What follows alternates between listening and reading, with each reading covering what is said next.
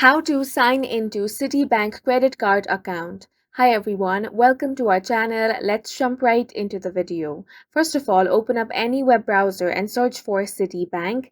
Then click on the very first website that you see. Once you click on this link, it will bring you to the official web page of Citibank.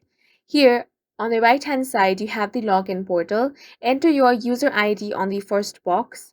Then on the second box, enter your password. If you want your user ID to be remembered, check this box that says Remember User ID. Only check this box if you are on a personal computer or device. Uncheck it if you are on a public computer. Now click on the Sign On option.